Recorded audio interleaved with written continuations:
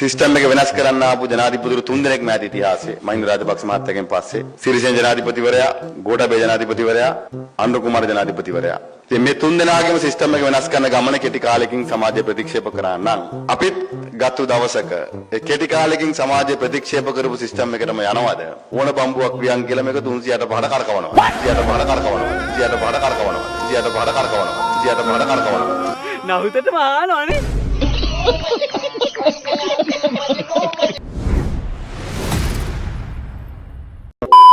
අල්ලස්සෝ දූෂ්ණ චෝදනා විමර්ශන කොමිෂන් සභාව විසින් පවත්වන ලබන විමර්ශනයකට අදාළව ප්‍රකාශ ලබා දීම සඳහා හිටපු ජනාධිපති ගෝඨාභය රාජපක්ෂ මහතාට එම කොමිසම මේ 13 වෙනිදා පෙනී සිටින ලෙස දන්වා තිබෙනවා. 13 වෙනිදා ගෝඨා කොමිසමට ඇද්ද ටයිම් එක අපිට එන කලින් ගොඩාක් වැඩ තියෙනවා. බස් බුක් කරන්න තියෙනවා.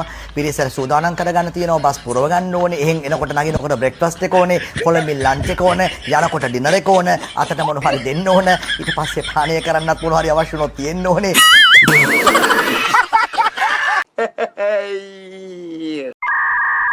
රාජපක්ෂලා බෞද්ධයන්ගේ කරකටි කොට ගිය මිනිස්සු. ඔව් අපි සිංහල බෞද්ධ වෙනුවෙන් පෙනී හිටිනවා. ඒක නැතුව ඔබතුමට ගමනක් නැහැ.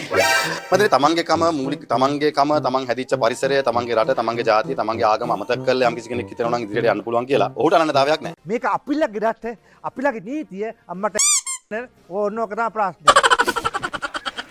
නාමල් රාජපක්ෂයි ඡන්දෙ ඉල්ලලා ආවේ. ජාතිකලයිස් තියෙනවා. මේක ලැජ්ජයි උච්චර කියන දේශාභිමානී විදිහට ඉන්නවා. ඒ මිනිස්සු ඉන්නේ ජාතිකලයිස්. බෑ වගේ. පළවෙනි එක ඉතින් ආණ්ඩුව තීන්දුව කරන්න ඕනේ ඡන්දෙත් තියනවද නැද්ද? ඒ වගේම ආණ්ඩුව තීන්දුව කරන්න ඕනේ මාව හිරේ දාලා ඡන්දෙට යනවද? එහෙම නැත්නම් ඊට කලින් ඡන්දෙට යනවද කියලා. ඉතින් ඔය දෙක අතර දෙගඩියාවෙන් ඉන්න ආණ්ඩුව මට ඇඟිල්ල දික් කළා හරියන්නේ නැහැ. මොකද ආණ්ඩුවේ කැමතිවරයෙක් කියනවා නාම රාජපක්ෂ වෙන දේ බලමු. එළියේ ඉන්න බෑ හිරේ නොයා ඉන්න ඕනේ ඡන්ද ඉල්ලන්න කියලා. පළවෙනි දේ තමයි ආණ්ඩුව තීන්දුව කරන්න ඕනේ නාම රාජපක්ෂව හිරේ දාලා ඡන්දෙට යනවද? එහෙම නැත්නම් නාම රාජපක්ෂව එළියේ තියාගෙන ඡන්දෙට යනවද කියන කාරණේ. ඉතින් ආණ්ඩුවට මට කියන්න තියෙන්නේ ඔය දෙකම මට එකයි. ඒ හින්දා මට අභියෝග කරන්න කලින් ඔබ ජනතාවට වෙච්ච පොරොන්දු ඉටු කරන්න. මම කෙදිරි ගානවා කියලා හිතන්න එපා බයියනේ. මැතිවරණයේ පොරොන්දු ඉෂ්ට කරන්න කියන්නේ. අපි අධිකරණයට පොලිසියට අත තියලා නැහැ. මේ ආණ්ඩුවේ නොහැකියාව වහගන්න අපෙන් පලි ගන්නවා. තනකොළ පුන්නක් උකන කට්ටිය මං කියන දේ විශ්වාස කරනවා. අදත් හෙටත් මම කියනවා අපේ අත්වල ලේ නැහැ. අපි වැරදි කරලා නැහැ. අපේ කටවල් වහන්නත් බෑ. ඔව්. දයාසිරි ජයසේකර මහත්තයාත් ඊළඟ ජනාධිපතිවරණය වෙන්න නැත්නම් මේ ඊළඟ නායකත්වයට එන්න පොඩි අපිට සූට් මහානායකම ආරංචියක් තියෙනවා කියලා පොඩි කතාවක්. ඒ ගැන මොකද කියන්නේ? මම විශ්වාස කරනවා නායකයෝ බිහි වෙන්න ඕනේ. ඉතින් ඒ හින්දා ඊළඟ මැතිවරණ වලට ඔය කියන පුද්ගලයා වගේම අනිත්‍යත් සූදානම් වෙන්න ඕනේ. අවසානයේ ජනතාව හොඳ කෙනෙක් තෝරගන්න. මොකද මේ රටේ නායකයන්ගේ ඉඟියක් තියෙනවා. එහෙම නැත්නම් අවසානයේ අපිට සිද්ධ වෙන්නේ නායකයෝ නැති වෙනත් අය විසින් මෙහෙවන රූකඩ චරිත නායකත්වයට බිහි වෙයි. I think අමු ගවය ගෝඨාභය ගිය අවුරුදු දෙකෙන්නේ මට අවුරුදු දෙකට ඉස්සෙල්ලා යන්න මේ යන විදිය. අපිට මේ කියන්නේ මහා පාරට ගිහිල්ලා අහලා බලන්න මිනිස්සුන්ගේ හදවත කියන්නේ මොනවද? රාජ්‍යයේ සේවකයෝ කියන්නේ මොනවද කියලා. මිනිස්සුන්ට ජීවත් වෙන්න කොච්චර අමාරුද කියලා අහලා බලන්න. මිනිස්සු පාරට බයි. සංඝයා වහන්සේලා. මහානායක සංඝයා වහන්සේලා. කවුද ජනාධිපතිගේ විශ්වාස කරන්නේ? අපි විශ්වාස කරන්නේ නාමල් රාජපක්ෂ නෑ නාමල් රාජපක්ෂ ඉතින් ජනතාවිත්‍ය පෙරමුණ වගේ තව ගොඩක් කල් යනවා. 103 ඉන්නේ දැන්. 3 හිටපු කට්ටියට අවුරුදු 30ක් විතර ගියානේ බලයට එන්න. දැනට පේන තෙක් මානෙක ඉන්නේ පොදු විපක්ෂයත් පිළිගන්නවා UMP එකත් පිළිගන්නවා සජිත් තමයි ඉන්නේ. ඉතින් යාට බොහොම අත්දැකීම් ගොඩක් තියෙනවා. ඉතින් අපි එතුමාව අපේ නායකයා විදිහට අපි ඒ පුටුව වැඩි කරන්න ඕන තමයි අපි කටයුතු කරන්නේ. ආතෙල්ද ඔයාලට? ඔයානේ නිකම් පළයකෝ යන්නේ.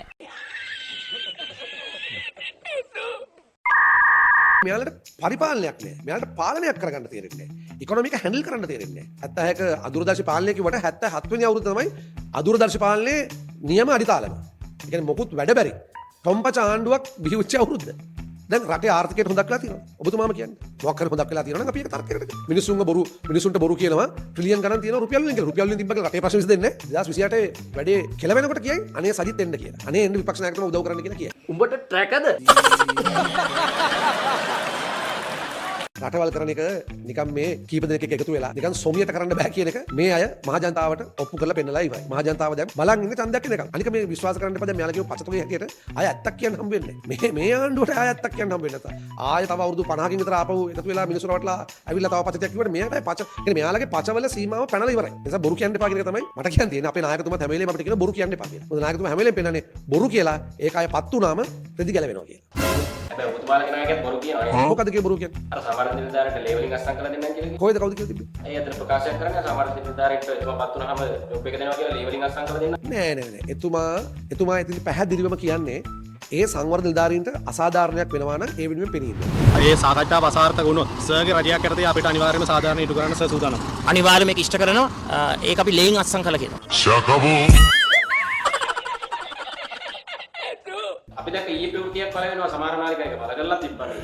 ජනාධිපතිතුමාගේ කීමට තමයි පාකිස්තානයේ නායකයන්ට කතා කරාම පාකිස්තානයේ ඉන්දියාවේ තරගයේ ක්‍රීඩා කරන්න කැමතුනේ කියලා ප්‍රකාශ කරනවා. ඒක සත්‍යිතාවයක් කියනවා. නෑ මම නම් ඒක එච්චරම මේ හිතන්නේ ඕක සම්මිගෙන් තමයි අහන්න ඕනේ. මේවා තමයි මේ පොඩි චූන්.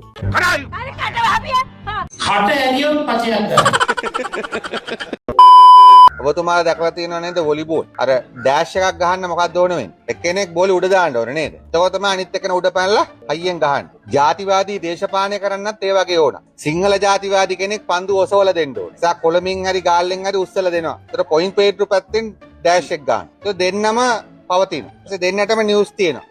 රැවටෙන මිනිස්සු ටිකක් ඡන්දක් දෙනවා. දැන් රාජපක්ෂලා හොඳටම තිබහෙන් ඉන්නේ. රාජපක්ෂට කෑම නැහැ. වීරවංශයටත් ජාතිවාදී කෑම නැහැ. ඒගොල්ලෝ කෙට්ටු වෙලා, මන්ත්‍රීකඩ නැති වෙලා, ඡන්ද නැති වෙලා. දැන් ඒගොල්ලෝ ඉව කර යනවා ජාතිවාදී කෑම කොයිද තියෙන්නේ කියලා. ඒගොල්ලන්ගේ නිවුන් සහෝදර සෙට් එකක් ඉන්නවා ඔය යාපනයේ පැත්තේ. ඒගොල්ලන්ගෙත් මන්ත්‍රීකඩ නැති වෙලා. ඒගොල්ලන්ටත් දැන් ඒගොල්ලොත් කෙට්ටු වෙලා. ඒගොල්ලොත් දැන් ජාතිවාදී කෑම හොය යනවා. අපි ඒගොල්ලන්ට ජාතිවාදී කෑම දෙන්නේ නැහැ. අන්නේ ජාතිවාදී කෑම නැති කට්ටිය දෙපැත්තෙම දැන් පොඩ්ඩක් බුරනවා. පොඩ්ඩ දන්නේ නැද්ද? හතරවෙනිදා පටන් ගන්නවා නේද ඩේසි පොලස්ගේ සහ යෝෂිතක නඩුව මහත්තුරුණි එකට මුහුණ දෙන්න. බිලියන 59ක කොහොමද දේපල ගත්ත කියලා නඩුවට ඒගොල්ලන්ට මුහුණ දෙන්න සිද්ධ වෙනවා. ඔයගොල්ලෝ කියන්නේ අධිකරණයට කියලා කොහොමද මේ දේපල උපයාගත්තේ කියලා. ඔබ දන්නවා කෙහෙලි රඹුක් කැල්ලල දැන් ගියේ පෙරේදත් රූපවාහිනී සංස්ථාවෙන් ලක්ෂ ගානක GI බට අරගෙන රූපවාහිනී සංස්ථාව තියෙන GI බට ගහන්න නෙමෙයිනේ ජනමාධ්‍ය කඩු සඳහා. කෙහෙලි රඹුක් කැල්ල ඒකෙන් ලක්ෂ ගානක GI බට අරගෙන ඒ මුදල් වංචා කරලා ඊයේ පෙරේදත් ඒ නඩුව පටන් ගත්තා. බාලබේත් ගෙන්නපු වංචාව පටන් අරගෙන තියෙන්නේ. අධිචෝදනා බාර දුන්න කෙහෙලියගේ පුතාට ඒ නිසා මේ පවුල් පිටෙන් නඩු කඩු තුල මුහුණ දෙනවා තවත් මාස කිහිපයක් තුල උන්ට සිද්ධ වෙනවා මේ නීතිමය කඩු තුල කෙලවර බන්ධනාගාරගත වෙන්න.